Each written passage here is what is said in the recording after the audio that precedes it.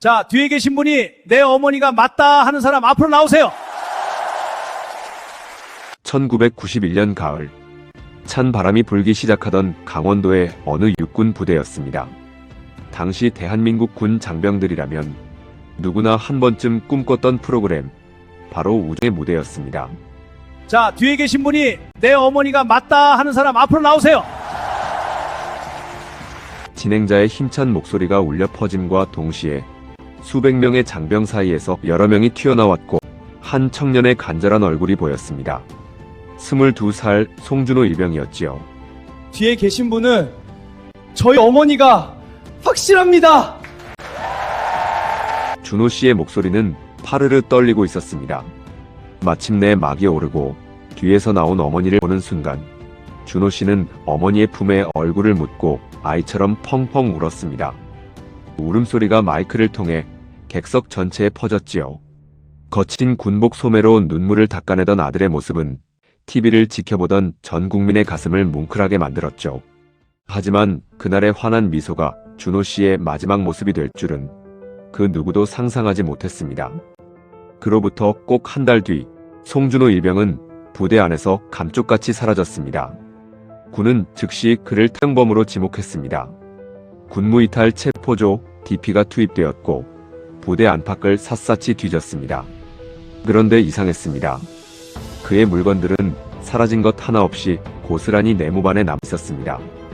어떠한 흔적도 목격자도 하나 없었습니다. 도대체 어디로 사라진 것일까요? 1991년 그날에 철통 같은 경계가 흐르던 부대 안에서는 무슨 일이 벌어졌던 걸까요? 지금부터 35년 전 어둠 속에 묻혔던 군대에서 사라진 한 청년의 이야기를 시작하겠습니다. 이야기를 시작하기 전에 구독과 좋아요는 미제 사건을 다시 세상에 드러내는데 큰 힘이 됩니다. 홍영웅의 사건 파일 시작합니다. 1991년 10월, 강원도 동해안의 육군 부대의 공기는 차갑고 축축했습니다. 새벽 안개가 자욱하게 깔린 연병장에는 정적만이 감돌고 있었지요. 기상! 우렁찬 구령 소리와 함께 내무반의 하루가 시작되었지만 소대의 분위기는 평소와 달랐습니다. 송준호 일병의 침상이 비어 있었던 겁니다. 새벽 점호에서 송준호 일병이 보이지 않았습니다. 내무반을 확인했습니다. 침상은 비어 있었지요. 부대는 발칵 뒤집혔습니다. 한 달 전 전국 방송에 출연해 이름을 날렸던 병사가 실종됐으니 간부들의 얼굴은 사색이 됐지요. 부대 안을 샅샅이 뒤졌지만 머리카락 한 올 보이지 않았습니다. 당직 사관이 보고를 올렸고 부대는 즉시 비상태세에 들어갔습니다. 군무이탈 체포조 DP가 출동했습니다. 수사는 빠르게 움직였습니다. 먼저 동기 병사들의 진술을 확보했습니다. 어제 오후에 송일병은 여자친구와 면회가 있었습니다. 그런데 송일병 표정이 굉장히 안 좋아 보였습니다. 말도 없고 밥도 제대로 안 먹고 그냥 멍하니 있는 것 같았습니다. 또 다른 병사의 말도 있었습니다. 그는 결정적인 증언을 내놓았습니다. 새벽 3시쯤이었을 겁니다. 안개 속에서 누군가 부대 뒷담을 조심스럽게 넘어가는 실루엣을 봤습니다. 너무 어둡고 안개가 짙어 얼굴은 못 봤지만 분명 군복 차림이었습니다. 수사관들은 고개를 끄덕였습니다. 퍼즐이 맞춰지는 것 같았지요. 면회 이후 급격히 침울해진 병사, 새벽 담 근처의 수상한 움직임. 군은 탈영 가능성에 무게를 두기 시작했습니다. 군경찰은 부대 주변 일대를 샅샅이 뒤졌습니다. 인근 마을 버스 정류장, 읍내 공중전화 박스, 강릉 시외버스 터미널까지 탐문 수사가 이어졌습니다. 그러나 어디에서도 송일병을 봤다는 사람이 없었습니다. 수사관들은 내무반으로 돌아와 그의 개인 물품을 확인했습니다. 모포는 칼같이 각이 잡혀 있었고 전투화도 가지런히 놓여 있었습니다. 마치 금방이라도 세수를 하고 돌아올 사람처럼 모든 것이 제자리에 있었죠. 군용 배낭이 그대로였습니다. 여벌 옷까지도, 통장도, 지갑도 손 떼지 않은 채 제자리에 있었습니다. 그리고 침상 머리맡, 접힌 손수건 위에 사진 한 장이 놓여 있었습니다. 어머니와 함께 찍은 사진이었습니다. 아들이 입대 전날 어머니와 나란히 서서 찍은 것이었지요.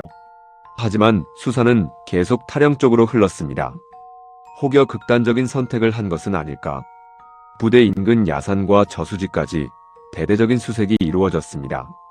수색대가 수풀을 헤치고 저수지 바닥까지 뒤졌습니다. 그러나 시신조차 발견되지 않았습니다. 군 안에서도 부대 밖에서도 송준호 일병의 흔적은 어디에도 없었습니다. 결국 모든 기록에는 이렇게 남았습니다. 군무이탈자 송준호 일병, 행방불명. 그날 담 근처에서 움직이던 그림자가 무엇이었는지 그 진실이 밝혀지기까지는 아직 시간이 더 필요했습니다. 수사관들은 송준호 일병의 주변 인물들을 만나기 시작했습니다. 첫 번째로 찾아간 사람은 어머니 박정숙 씨였습니다. 충청북도 청주의 작은 빌라 2층. 문을 열고 나온 어머니는 수사관들을 보자마자 손을 붙잡았습니다. 두 손이 떨리고 있었습니다.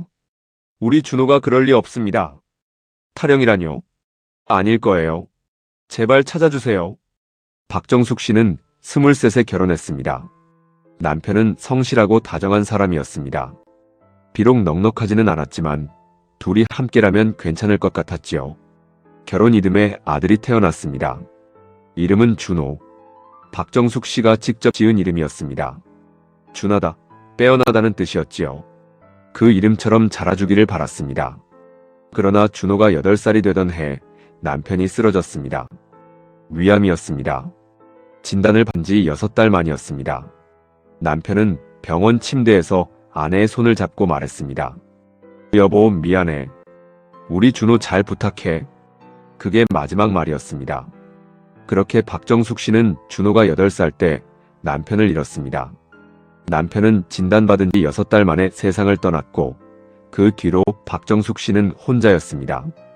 그날 이후 박정숙 씨의 삶은 오로지 하나였습니다. 아들을 키우는 것. 식당 주방 일을 했습니다. 새벽 5시에 나가 밤 10시에 들어오는 날이 허다했습니다. 공장 야간 작업도 마다하지 않았습니다. 청소 용역 일도 했습니다. 손이 트고 허리가 끊어질 듯 아파도 준호 학원비 한 번 밀린 적이 없었습니다. 준호는 그런 어머니를 보며 자랐습니다. 수사관이 물었습니다. 준호 씨가 타령할 만한 이유가 있었습니까? 어머니는 고개를 저었습니다. 단호하게. 우리 준호는 그럴 애가 아닙니다. 절대로. 그 말이 단순한 어머니의 감정이 아니었다는 것을 수사관들은 이야기를 들을수록 알게 되었습니다. 박정숙 씨는 아들 이야기를 꺼냈습니다. 중학교 2학년 때였습니다. 어머니가 공장 야근을 마치고 새벽 2시에 현관문을 열었는데 거실에 불이 켜져 있었습니다. 준호가 소파에 앉아 있었습니다. 졸린 눈을 비비다가 어머니가 들어오는 소리를 듣자마자 벌떡 일어났습니다. 그리고 부엌으로 가서 미리 데워둔 보리차를 가져왔습니다. 엄마, 따뜻하게 마셔. 박정숙 씨는 그 보리차 한 잔을 받아들고 아무 말도 못했습니다. 중학교 2학년짜리가 새벽 2시까지 졸음을 참으며 기다리고 있었던 것이었지요. 눈물이 먼저 흘렀습니다. 고등학교 때는 어머니 몰래 새벽 신문 배달을 했습니다. 들키면 말일 것을 알았으니까요. 석 달치 배달비를 차곡차곡 모았습니다. 어머니 생일날 수줍게 내민 것은 연두색 목도리 하나였습니다. 백화점 봉투도 아니었습니다. 청주 시내 작은 잡화점 종이봉투였지요. 엄마, 목 시리지 말라고. 박정숙 씨는 그 목도리를 지금도 서랍 안에 고이 접어두고 있었습니다. 꺼내서 두르지도 못했습니다. 너무 소중해서였지요. 군 입대 전날 밤, 준호는 어머니 곁에 앉았습니다. 오래 아무 말 없이 앉아있다가 천천히 입을 열었습니다. 엄마, 나 잘 다녀올게. 제대하고 빨리 졸업해서 우리 엄마 내가 편하게 해드릴게요. 그게 준호 씨가 엄마에게 마지막으로 한 말이었습니다. 박정숙 씨는 아들 손을 꼭 쥐었습니다. 놓기 싫었습니다. 군대 보내는 것이 이렇게 마음 아플 줄 몰랐습니다. 보내고 나서도 내내 걱정이었습니다. 밥은 제대로 먹는지, 춥지는 않은지, 선임들한테 치이는 건 아닌지. 어머니란 그런 존재였으니까요. 준호가 보낸 편지들은 작은 나무 상자 안에 차곡차곡 쌓여 있었습니다. 손글씨로 빼곡하게 쓴 편지들이었습니다. 그중 마지막에서 두 번째 편지에는 이런 구절이 있었습니다. 엄마, 요즘은 나 좀 힘들어. 그래도 엄마 생각하면서 잘 버틸게요. 박정숙 씨는 그 편지를 읽고 아들이 단순히 군 생활이 고되다고 쓴 것이라 생각했습니다.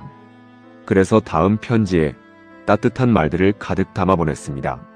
잘 먹고 잘 자라고, 곧 면회 가겠다고. 하지만 그 답장은 끝내 전달되지 못했습니다. 준호가 사라진 것은 그 직후였으니까요. 어머니의 목소리가 떨렸습니다. 수사관은 말없이 앉아 있었습니다. 사건이 난 것이 틀림없습니다. 제발, 제발 우리 준호를 찾아주세요. 정숙 씨는 세상을 다 잃은 얼굴로 수사관 앞에 주저앉아 입술을 깨물었습니다. 다음으로 군 수사관들은 송준호 일병의 주변 인물들을 만나기 시작했습니다. 첫 번째로 찾아간 곳은 서울 사범대학교였습니다. 준호는 청주에서 서울로 올라와 사범대학에 다니고 있었습니다. 어릴 때부터 한 번도 바뀐 적이 없었던 준호의 꿈은 선생님 되는 것이었습니다. 아이들을 가르치는 사람이 되고 싶다고, 특히 형편이 어려운 아이들 곁에 있어주고 싶다고 했습니다. 자신이 겪어온 것들과 비슷한 힘든 상황에 있는 아이들의 꿈을 이루게 도와주고 싶었던 것이지요. 서울 사범대학에 합격했을 때 어머니는 밤새 울었습니다. 기쁨의 눈물이었습니다. 수사관들은 준호와 같은 학과 동기들을 만났습니다. 타령이라는 말을 꺼내자 하나같이 고개를 저었습니다. 그 친구가 타령을요? 저는 이해가 안 됩니다. 한 친구가 잠시 생각하다가 말을 이었습니다. 준호는 딱 한마디로 설명이 돼요. 모범생. 그냥 모범생입니다. 공부도 잘하고 약속도 잘 지키고 남한테 폐 안 끼치려고 늘 조심하는 친구였습니다. 그런 친구가 군 규율을 어긴다는 건 저는 상상이 안 됩니다. 다른 동기도 비슷한 말을 했습니다. 조용하고 내성적이에요. 나서는 걸 싫어해서 동아리도 안 들었습니다. 그런데 사람들 사이에 갈등이 생기면 먼저 나서서 중간을 잡아주는 친구였습니다. 티 안 내고 조용히 해결하는 스타일이었지요. 그런 사람이 충동적으로 타령한다는 건 성격상 맞지 않습니다. 전액 장학금 이야기도 나왔습니다. 입학 때부터 한 번도 장학금이 끊긴 적이 없었습니다. 다들 부러워했지요. 근데 준호는 자랑하는 법이 없었습니다. 그냥 묵묵히 하는 사람이었죠. 수사관들은 고등학교 친구들도 만났습니다. 청주 출신 동창 3명이 한자리에 모였습니다. 이야기는 대학 동기들과 크게 다르지 않았습니다. 타령할 성격이 절대 아닙니다. 튀는 거 자체를 싫어하는 친구였어요. 한 친구가 말했습니다. 집이 좀 어려웠거든요. 어머님 혼자 키우셨잖아요. 준호가 그걸 너무 잘 알아서 고등학교 때 코피 흘려가며 아르바이트하고 공부했습니다. 편의점 알바, 전단지 돌리기, 과외까지. 그러면서도 성적은 놓지 않았으니까요. 또 다른 친구가 끼어들었습니다. 성인 되고 나서 한 번은 우리끼리 술 한잔 하자고 했거든요. 준호만 왔다가 금방 가는 거예요. 나중에 물어보니까 돈 아껴서 엄마한테 보내야 한다고 하더라고요. 그게 준호였습니다. 수사관들은 메모를 계속 채워나갔습니다. 진술이 쌓일수록 타령은 어울리지 않는 말이었습니다. 그러나 그렇다고 해서 다른 가능성을 뒷받침할 근거도 없었습니다. 마지막으로 만난 사람은 여자친구 이수진 씨였습니다. 이수진 씨는 서울 마포구 작은 원룸에 살고 있었습니다. 문을 열고 나온 그녀의 얼굴은 창백했습니다. 수사관들이 들어와 자리에 앉자 한동안 말이 없었습니다. 손을 무릎 위에 올려놓고 시선을 아래로 떨군 채 천천히 숨을 고르고 있었지요. 수사관이 먼저 입을 열었습니다. 몇 날 있었던 일을 말씀해 주시겠습니까? 이수진 씨가 입술을 움직였습니다. 목소리가 낮았습니다. 면회 때 헤어지자고 말했습니다. 수사관이 펜을 멈췄습니다. 죄송하지만 이유를 여쭤봐도 될까요? 이수진 씨는 잠시 말을 고르는 것 같았습니다. 준호 씨 성실하고 참 좋은 사람이라는 거 저도 잘 알고 있었어요. 하지만 그런데요. 준호 씨네도 저희 집도 사실 앞이 안 보일 정도로 형편이 안 좋았거든요. 준호 씨는 그 막막한 상황에서도 돈 벌 궁리를 하기보다는 그저 잡히지도 않는 자기 꿈만 쫓는 사람 같았습니다. 그런 사람을 보면서 제가 어떻게 안심하고 미래를 약속할 수 있었겠어요? 무엇보다도 그 슬퍼런 군대에서 보내야 하는 30개월이라는 긴 시간을 묵묵히 기다려낼 자신이 저한테는 없었습니다. 수사관이 조심스럽게 물었습니다. 그것 때문에 헤어지자고 하신 겁니까? 이수진 씨가 고개를 끄덕였습니다. 그러더니 잠시 침묵했습니다. 무언가 더 할 말이 있는 것 같았습니다. 수사관이 기다렸습니다. 방 안에 시계 소리만 또각또각 울렸습니다. 그때였습니다. 이수진 씨가 천천히 입을 열었습니다. 사실은 저 임신 중입니다. 수사관들이 몸을 앞으로 기울였습니다. 그리고 그 아이는 준호의 아이가 아닙니다. 잠시 침묵이 흘렀습니다. 그 사실을 며느 날 준호한테 직접 말했습니다. 수사관 중 한 명이 펜을 내려놓았습니다. 이것으로 타령 동기는 충분해 보였습니다. 군 생활의 무게를 버텨오던 병사가 유일한 버팀목이었던 여자친구에게 이별 통보를 받고 다른 남자의 아이를 임신했다는 말까지 들었다면 심리적으로 무너지기에 충분한 상황이었지요. 수사는 다시 타령 쪽으로 방향을 굳혔습니다. 그러나 돌아오는 길 내내 수사관 한 명의 머릿속에서는 무언가가 걸렸습니다. 그 사진이었습니다. 침상 머리맡에 고스란히 남아있던 어머니와 함께 찍은 사진. 지금까지 조사한 송일병의 성격을 미루어 봤을 때 사진이 자꾸 신경이 쓰였습니다. 편하게 해드리겠다고 제대하면 곁에 있겠다고 약속한 효심 깊은 아들. 의무는 지워지지 않았습니다. 하지만 증거가 없었습니다. 탈영병에게는 반드시 흔적이 남습니다. 아무리 치밀하게 도망쳐도 결국은 어딘가에 나타나게 되어 있습니다. 돈이 필요하니 통장을 건드리거나, 배가 고프니 아는 사람을 찾거나, 몸이 지치면 익숙한 곳으로 향하게 되지요. 그것이 수색조가 탈영병을 잡는 방식이었습니다. 기다리면 반드시 흔적이 나왔습니다. 그런데 송준호 일병은 달랐습니다. 실종 이후 그의 통장에서는 단 한 번도 인출이 없었습니다. 당시 준호의 통장 잔액은 23만 원이었습니다. 군 월급을 꼬박꼬박 모아온 돈이었지요. 그 돈이 실종 이후 한 푼도 움직이지 않았습니다. 탈영 후 한 달이 지나도 두 달이 지나도 마찬가지였습니다. 연락을 취한 지인도 없었습니다. 군대 수색조는 준호의 대학 동기들, 고등학교 친구들, 청주 고향 지인들까지 모두 접촉해서 확인했습니다. 준호로부터 연락이 왔다는 사람이 단 한 명도 없었습니다. 편지도 전화도 쪽지 하나도 없습니다. 탈영 후 한 달이 넘도록 어머니에게조차 연락이 없었습니다. 지금처럼 CCTV가 있었더라면 찾기가 쉬웠을까요? 그리고 그 개인 물품들이었습니다. 군용 배낭, 여벌 옷까지, 지갑, 통장, 그리고 침상 머리맡의 어머니 사진. 모두 그대로였습니다. 탈영을 계획한 병사라면 최소한의 준비를 했을 것입니다. 돈 몇만 원이라도 옷 한 벌이라도 챙겼을 것이지요. 아무것도 없었습니다. 수색 범위는 점점 넓어졌습니다. 부대 인근 야산을 다시 뒤졌습니다. 수풀을 헤치고 능선을 넘어 골짜기까지 내려갔습니다. 극단적 선택까지도 의심해서 인근 저수지에 잠수부를 투입하기도 했습니다. 강릉 시내 여관과 고시원, 버스터미널 주변 노숙자 시설까지 탐문했습니다. 그러나 어디에서도 송준호는 나타나지 않았습니다. 시체조차 없었습니다. 수사관들은 점점 지쳐갔습니다. 탈영병 수색에 쏟을 수 있는 인력과 시간에는 한계가 있었습니다. 수사는 흐지부지 속도를 잃었습니다. 그리고 실종 석 달이 지났을 무렵 군과 경찰의 수사는 사실상 종결되었습니다. 모든 공식 기록에는 이렇게 남았습니다. 군무이탈자 송준호 일병, 행방불명. 그렇게 준호는 서류 속에서 사라져갔습니다. 하지만 어머니 박정숙 씨의 시간은 멈추지 않았습니다.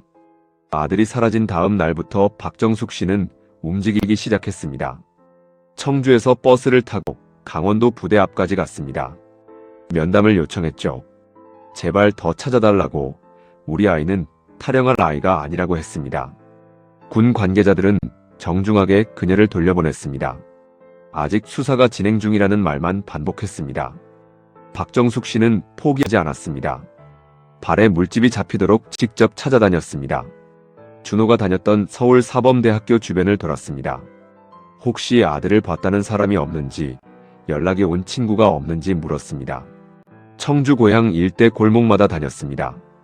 아들 사진을 들고 사람들에게 보여줬습니다. 혹시 이 사람을 봤습니까? 하지만 아무도 못 봤습니다. 강원도로도 다시 갔습니다. 부대 근처 마을 주민들에게 사진을 보여줬습니다. 읍내 시장 상인들에게 물었죠.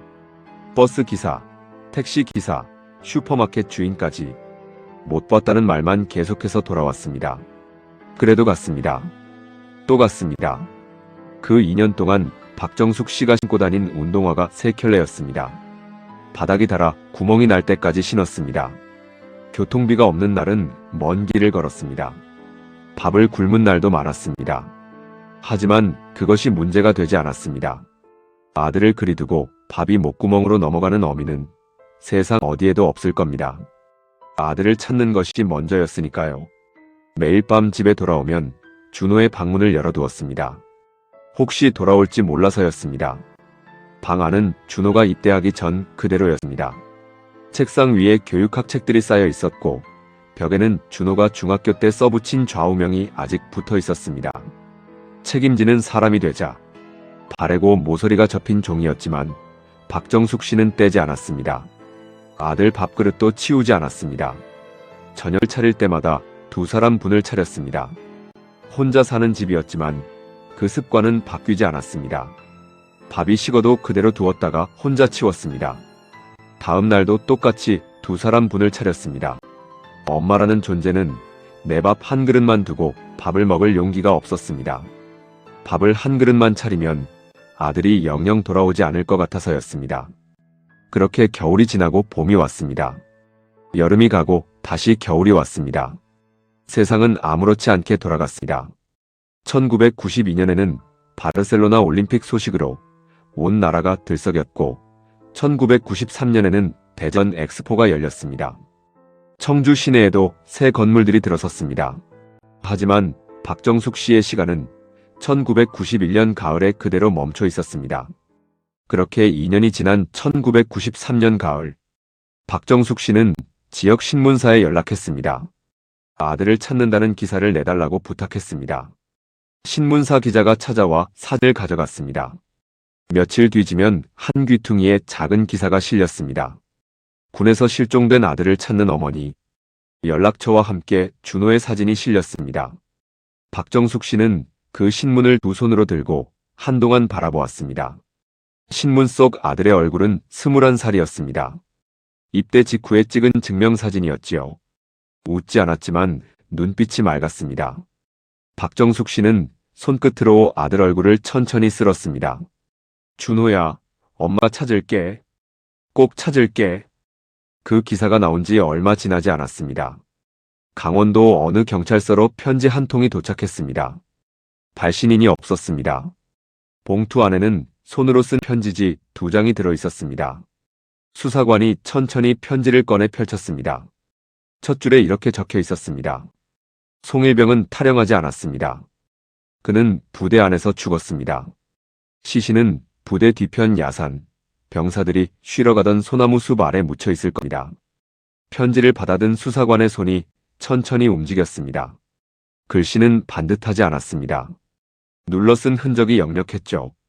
펜이 여러 번 멈췄다가 다시 시작된 것이 보였습니다. 쓰는 내내 손이 떨렸을 것이 느껴졌습니다. 수사관은 조용한 사무실에서 편지를 천천히 읽어내려갔습니다. 장난이나 허위 제보라 치부하기엔 내용이 너무나 구체적이었습니다. 편지는 이렇게 시작되었습니다. 저는 그 내무반에 있었습니다. 사건의 모든 것을 알고 있습니다. 전부 말해드리겠습니다. 송준호 일병이 자대에 배치된 것은 1991년 초였습니다. 강원도 동해안 육군부대, 소총 중대 3내무반. 그날부터 준호의 지옥이 시작되었습니다. 중심에는 최태진 병장이 있었죠. 입대 4년차, 병장 중에서도 가장 기수가 높은 선임이었습니다. 내무반 안에서 그의 말은 곧 법이었습니다. 부대 안에서는 성실하고 군기 잡힌 병사로 알려져 있었지요. 그러나 내무반 문이 닫히면 전혀 다른 사람이 되었습니다. 가혹행위는 준호가 배치된 첫 주부터 시작되었습니다. 처음에는 작은 것들이었습니다. 이유 없이 밤새 완전 군장을 시키거나 내무반 구석에 얼차례를 주는 정도였습니다.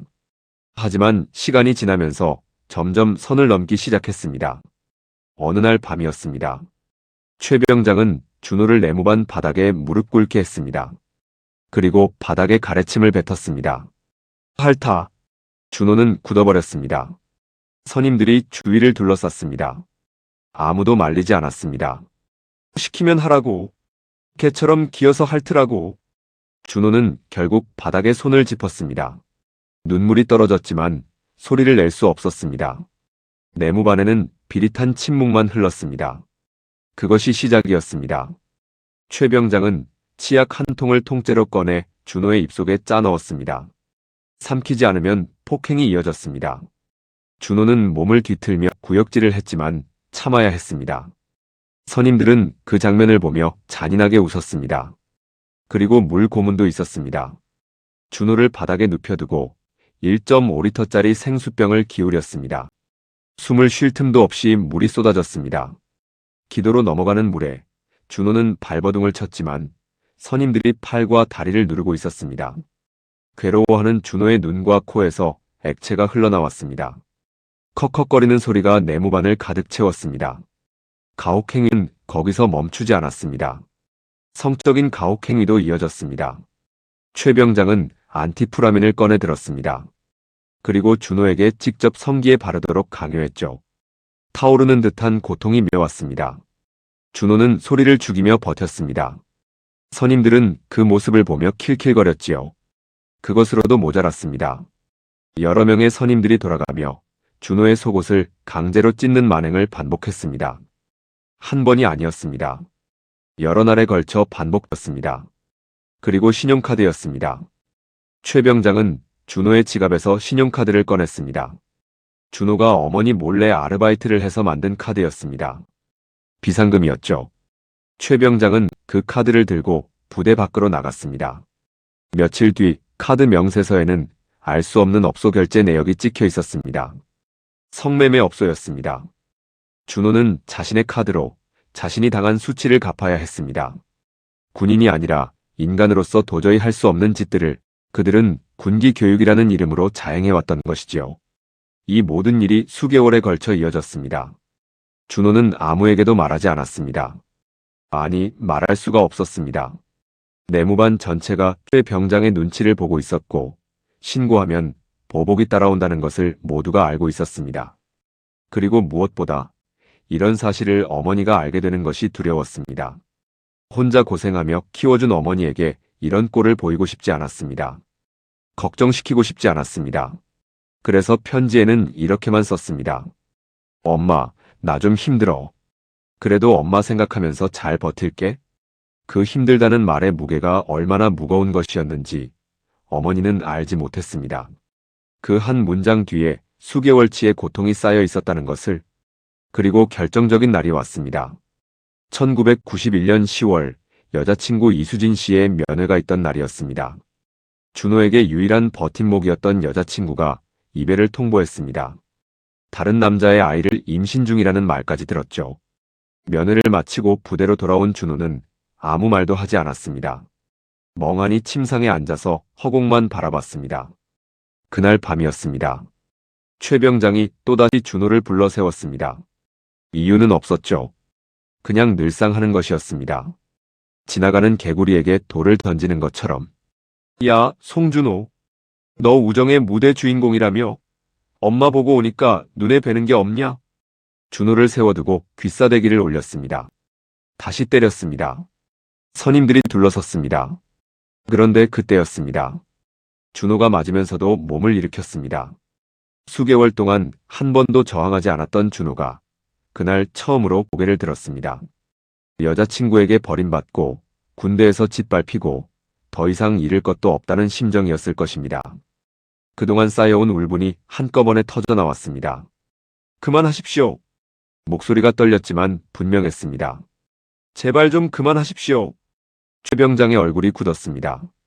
내무반이 순간 얼어붙었습니다. 그 다음 순간 최 병장이 옆에 있던 엿기를 집어들었습니다. 5kg짜리 쇳덩어리였습니다. 그리고 그것을 준호에게 내리쳤습니다. 둔탁한 소리가 내무반의 정막을 깼습니다. 한 번이 아니었습니다. 여러 번 내려찍었죠.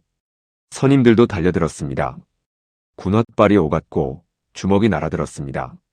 쇠무게에 실린 폭력 앞에 준호는 비명도 지르지 못한 채 바닥으로 고꾸라졌습니다. 일어나려 했지만 일어나지 못했습니다. 바닥에 축 처져 버렸습니다.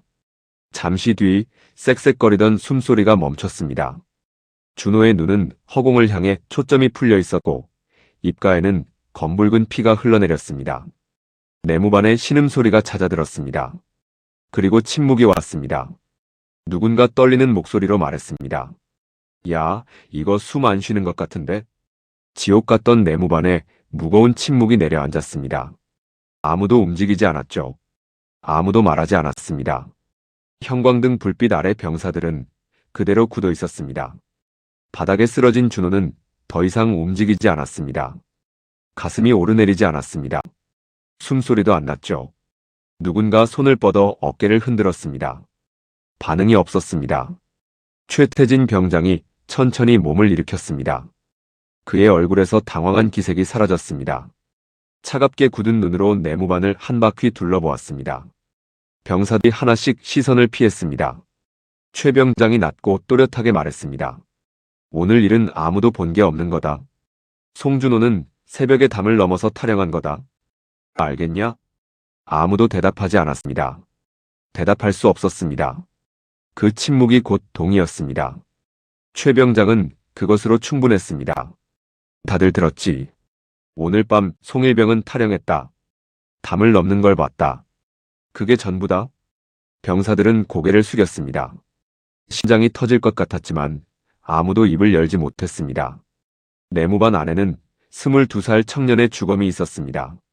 그리고 그 주검 앞에서 살아있는 사람들은 침묵을 선택했습니다. 최 병장이 다시 입을 열었습니다. 조심히 치워야 한다. 그날 새벽이었습니다. 부대 안에 인기척이 없는 시간을 기다렸습니다. 새벽 3시가 넘었습니다. 당직 근무자가 순찰을 마치고 초소로 돌아간 것을 확인했습니다. 최 병장이 고개를 끄덕였습니다. 병사들이 움직이기 시작했습니다. 준호의 시신을 군용 담요로 감싼 후 여러 명이 나눠서 들었습니다. 소리를 죽이며 내무반 문을 열었죠. 어두운 복도를 숨을 참으며 움직였습니다. 내무반 뒤편 철조망 쪽으로 향했습니다. 그곳은 최 병장이 선임들을 데리고 가끔 드나들던 곳이었습니다. 부대 뒤편 야산으로 올라가는 지름길이었지요. 후임들 몰래 담배를 피우거나 술을 마시던 아지트였습니다. 인적이 전혀 없는 곳이었지만 길을 잘 알고 있었습니다. 소나무 숲이 나왔습니다. 최 병장이 발을 멈추고 땅을 가리켰습니다. 여기다 묻어버리자. 삽을 들었습니다. 여러 명이 돌아가며 팠습니다. 손목뿌리가 걸렸습니다. 큰 돌이 나왔지만 그래도 치우고 팠습니다. 흙이 파이는 둔탁한 소리가 반복되었습니다. 숲속에 그 소리만 울렸습니다. 군인들 여러 명이 함께 팠으니 깊이 들어갔습니다. 대강 3m 가까이 판 것 같았죠. 남자 여러 명이 밤새 번갈아 판 구덩이는 깊고 어두웠습니다. 새벽 4시였습니다. 준호를 담요째 내려놓았죠. 군용 담요가 서서히 흙 속으로 가라앉았습니다. 그 위로 흙이 덮이기 시작했습니다. 삽이 오르내리고 흙이 쌓였습니다. 소나무 낙엽이 흩뿌려졌습니다. 마지막으로 큰 돌 몇 개를 위에 얹었습니다. 자연스럽게 보이도록 하기 위해서였지요. 새벽 5시가 조금 넘었습니다. 병사들은 아무 말 없이 부대로 돌아왔습니다. 삽을 제자리에 갖다 놓고 손을 씻었습니다. 각자 침상으로 돌아갔죠. 아무도 눈을 마주치지 않았습니다. 이른 아침 점호가 시작되었습니다. 송준호, 당직 사관이 이름을 불렀습니다. 대답이 없었습니다. 송준호 일병. 다시 침묵이 흘렀습니다. 김상병이 앞으로 나섰습니다. 오늘 새벽 누군가 담을 넘는 걸 본 것 같습니다. 그 한마디로 모든 것이 시작되었습니다. 최 병장이 어제 보초를 선 김상병에게 시킨 짓이었지요. 수사가 열렸습니다. 수색조가 출동했습니다. 병사들은 입을 맞췄죠. 누구도 그날 밤의 진실을 말하지 않았습니다. 준호는 그렇게 탈영병이 되었습니다. 소나무숲 3m 아래에서 그는 혼자였습니다. 어머니가 전국을 헤매고 다니는 동안에도, 수사관들이 탈영 경로를 쫓는 동안에도 준호는 그 차가운 흙 속에 있었습니다. 힘들게 알바를 하고 어머니 생각을 하며 돈을 성실히 모으던 그 청년이, 연두색 목도리를 엄마에게 사주던 그 착한 아들이, 선생님이 되어 아이들을 도와주겠다는 꿈을 가졌던 그 사람이 아무도 없는 숲속에서 홀로 잠들어 있었습니다. 그날 내무반에 없었던 사람이 한 명 있었습니다. 권혁수 이병이었죠. 준호와 같은 내무반 소속이었습니다. 입대 시기가 준호보다 조금 늦었던 후임이었지요. 나이는 준호보다 1살 아래였지만 둘은 유독 가까웠습니다. 준호는 군대 안에서 말을 잘 안 하는 편이었지만 권희병에게는 달랐습니다. 밥을 먹다가 조용히 말을 걸어오기도 했고, 야간 근무가 겹치는 날이면 나란히 서서 하늘의 별을 보기도 했습니다. 고향 이야기, 어머니 이야기, 선생님이 되고 싶다는 이야기를 꺼낸 것도 권희병 앞에서였습니다. 나는 제대하면 교단에 서고 싶어. 형편이 어려운 애들 곁에서 돌봐주는 선생님. 권희병은 그 말을 기억했습니다. 준호가 사라지기 며칠 전, 권희병은 신병 위로 휴가를 나갔습니다. 20일짜리 휴가였죠. 휴가 나가기 전날, 혁수야, 선물 사오지 말고 조심히만 다녀와라. 나가서 엄마 볼 수 있는 게 너무 부럽다. 하며 웃어주던 준호였습니다. 휴가를 나가니 부모님이 기다리고 있었습니다. 집에 돌아와 어머니가 차려준 밥을 먹고 오랜만에 편한 잠을 잤습니다. 군대 밖에 평안한 일상이었죠. 그리고 부대에 복귀했습니다. 그런데 내무반 분위기가 이상했습니다. 권희병은 그것을 단번에 느꼈습니다.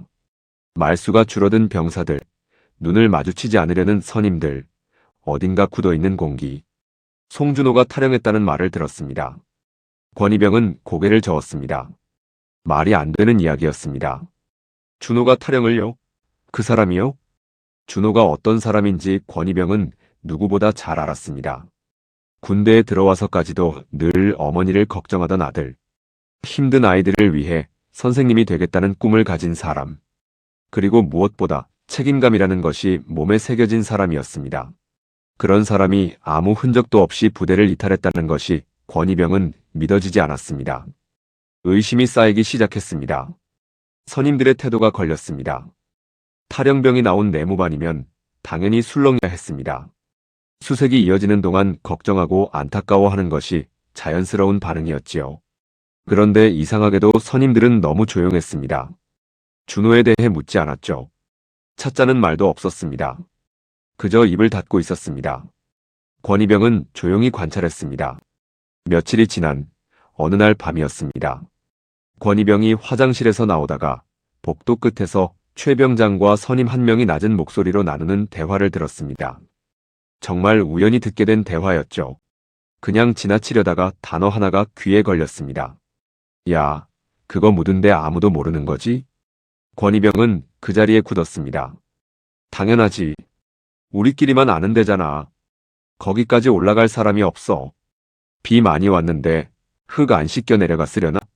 심장이 빠르게 뛰었습니다. 권희병은 소리를 죽이며 자리를 피했습니다. 침상에 누웠지만 눈이 감기지 않았죠. 천장을 바라보며 그 말을 머릿속에서 계속 되새겼습니다. 묻었다.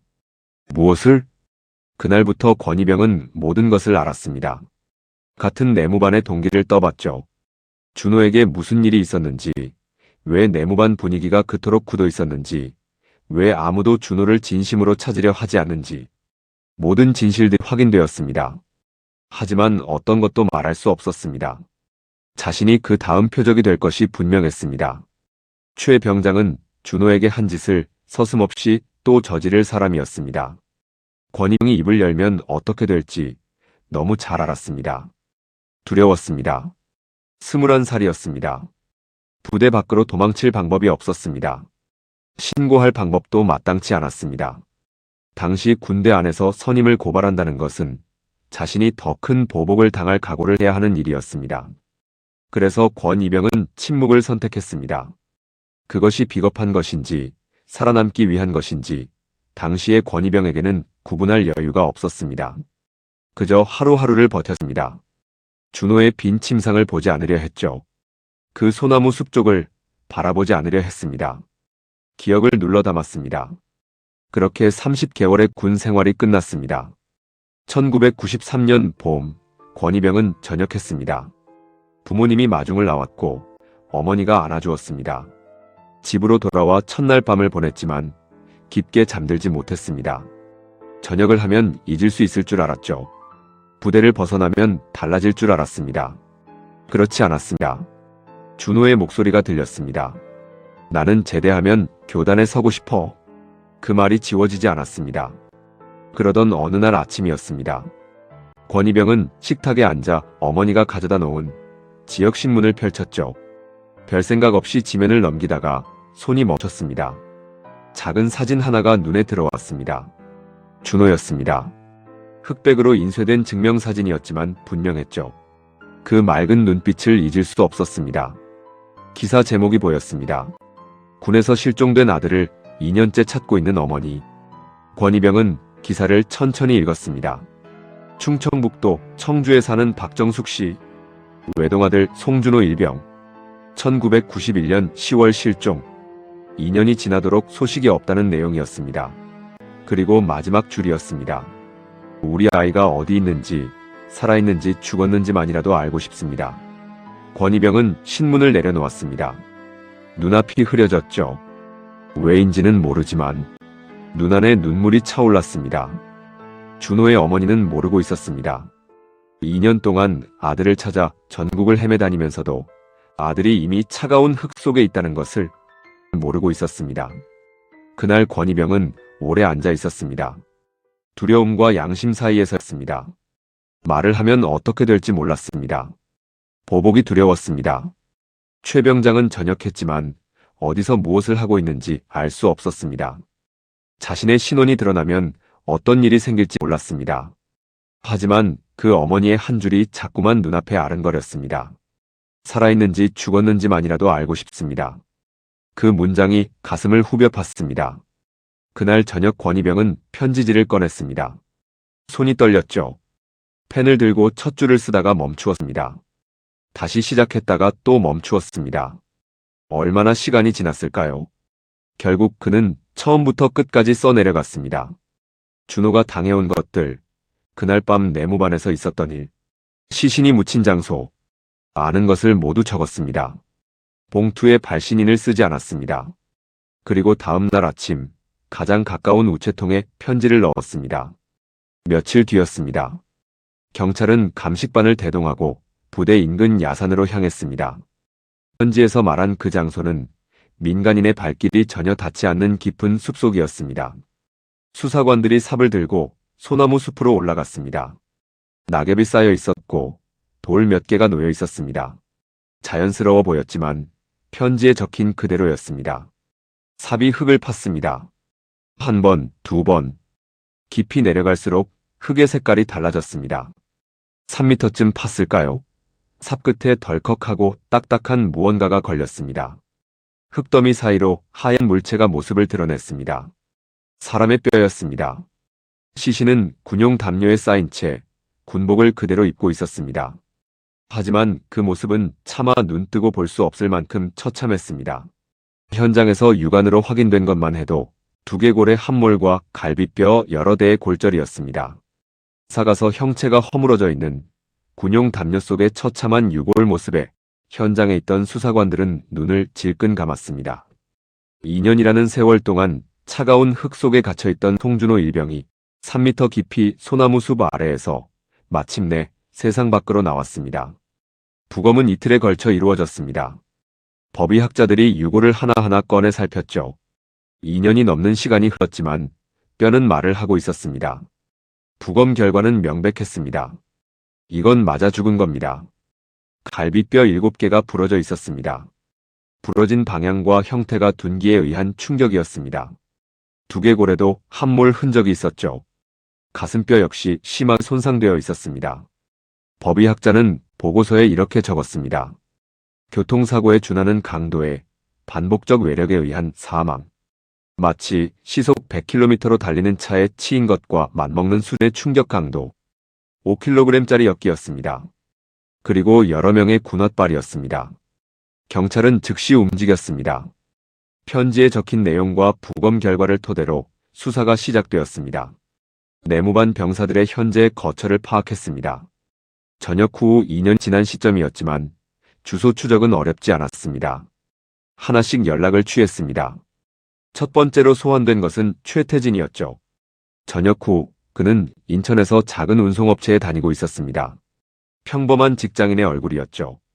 수사관들이 찾아갔을 때 그는 아무것도 모른다는 표정을 지었습니다. 뻔뻔하게도 타령 아니었냐고 되물었습니다. 조사실에 앉혔습니다. 수사관이 부검 결과서를 내밀었습니다. 갈비뼈 7개, 두개골이 심각한 함몰. 최태진의 얼굴에서 서서히 혈색이 빠져나갔습니다. 그러더니 손이 테이블 위에서 천천히 깍지를 꼈다 풀렸습니다. 입술이 파르르 떨렸습니다. 수사관은 서두르지 않았습니다. 차분히 기다렸죠. 5분이 지났을까요? 어쩌면 10분이었을 수도 있습니다. 조사실의 시계 소리만 또각또각 울렸습니다. 최태진의 눈에서 눈물이 흘러내렸습니다. 그것이 반성의 눈물인지 두려움의 눈물인지는 알 수 없었습니다. 마침내 그의 입에서 말이 나왔습니다. 저도 선임들한테 당했던 것처럼 했을 뿐입니다. 목소리가 갈라져 있었습니다. 형사들은 기가 찼지만 자백으로는 충분했습니다. 나머지 병사들도 차례로 소환되었습니다. 처음에는 모른다고 했죠. 기억이 없다고 했습니다. 그러나 최태진의 자백이 있었고 부검 결과가 있었고 편지의 내용이 있었습니다. 하나씩 무너졌습니다. 결국 가혹행위에 가담하고 시신 은폐에 동조한 병사 5명 전원이 진술을 번복했습니다. 2년 동안 묻어두었던 말들이 쏟아져 나왔습니다. 재판이 열렸습니다. 최태진은 폭행치사 및 사체은닉 혐의로 기소되었습니다. 검사는 법정에서 가혹행위의 전말을 하나씩 읽었습니다. 바닥에 가래침을 핥도록 강요한 것, 치약 한 통을 강제로 먹인 것, 물 고문, 성적 가혹행위, 신용카드 착취. 방청석에서는 탄식이 새어나왔습니다.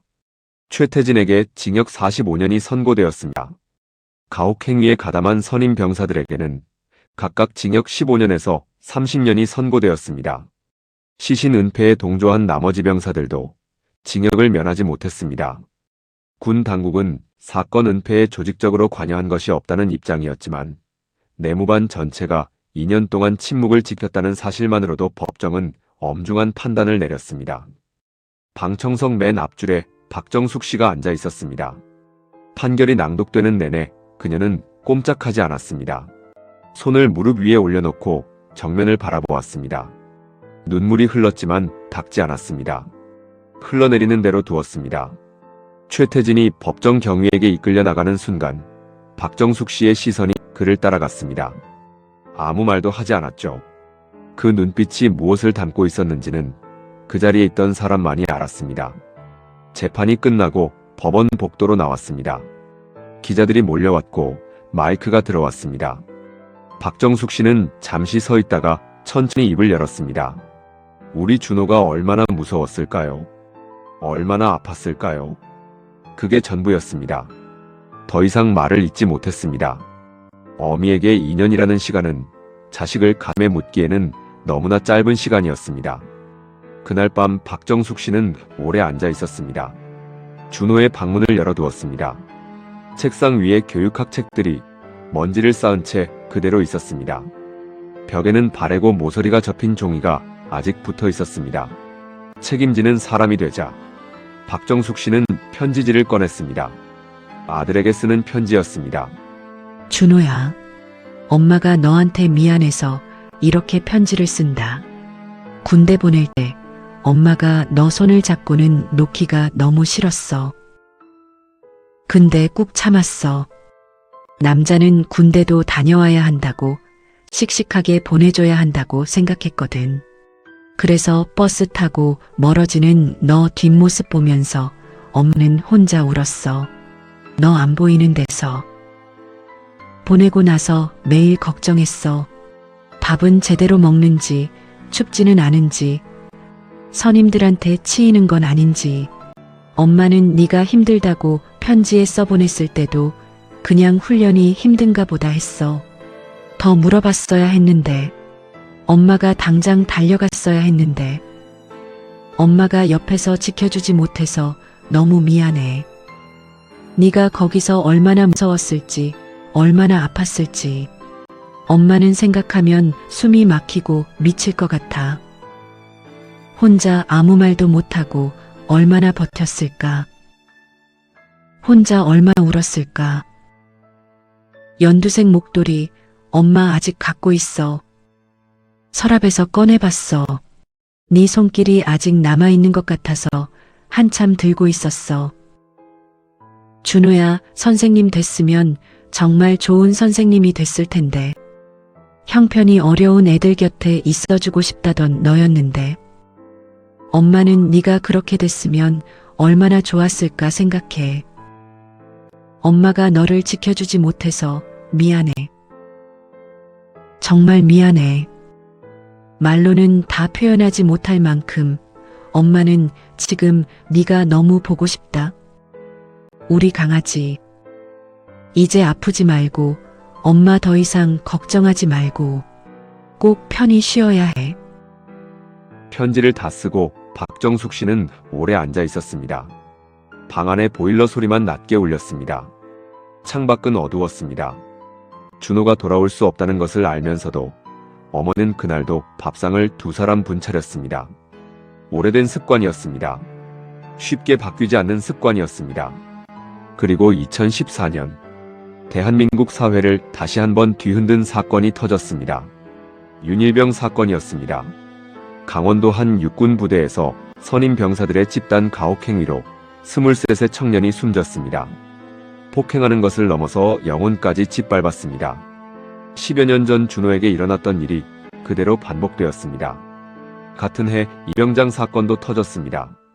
총기를 든 병사가 동료들에게 총을 쏘았습니다. 군대 안에서 극단으로 내몰린 청년의 이야기였습니다. 시대는 변했습니다. 인터넷이 생겼고 스마트폰이 생겼고 세상은 빠르게 달라졌습니다. 그러나 군복 안에서 일어나는 일들은 아직도 달라지지 않았습니다. 우리는 아직도 묻고 있습니다. 우리 아들들을 안심하고 군대에 보낼 수 있는 걸까요? 1991년 강원도 소나무 숲 아래에 묻힌 청년은 22살이었습니다. 선생님이 되고 싶었던 청년이었습니다. 어머니 손이 트지 않았으면 했던 아들이었습니다. 용돈을 아껴서 어머니의 목에 목도리를 둘러줬던 따뜻한 사람이었습니다. 그는 군대에서 돌아오지 못했습니다. 어머니의 품으로 돌아오지 못했습니다. 여러분에게 묻고 싶습니다. 우리는 지금 누군가의 침묵에 기대어 살고 있지는 않습니까?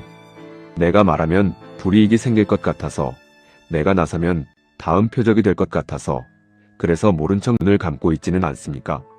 권혁수 이병은 30개월을 버티고 전역한 뒤에야 편지를 썼습니다. 그 편지 한 장이 2년 동안 흙 속에 있던 준호를 세상으로 끌어냈습니다. 침묵은 공범을 만들지만 용기는 진실을 만듭니다. 만약 주변에서 이런 일이 보인다면 그냥 넘어가지 마세요. 당신의 한마디가 누군가에게는 생명의 불씨가 될 수 있습니다. 그리고 기억하세요. 시간이 아무리 흘러도 진실은 반드시 밝혀진다는 것을. 3m 흙 속에 묻힌 진실도 결국은 세상으로 나왔습니다. 홍영웅의 사건 파일. 오늘 이야기는 여기까지입니다. 송준호 일병의 명복을 빌며 아들을 지켜내지 못했다는 죄책감으로 남은 생을 보내실 어머니께 깊은 위로의 마음을 전합니다. 구독과 좋아요는 슬픈 미제 사건을 다시 세상으로 끌어내는데 큰 힘이 됩니다. 시청해주셔서 감사합니다.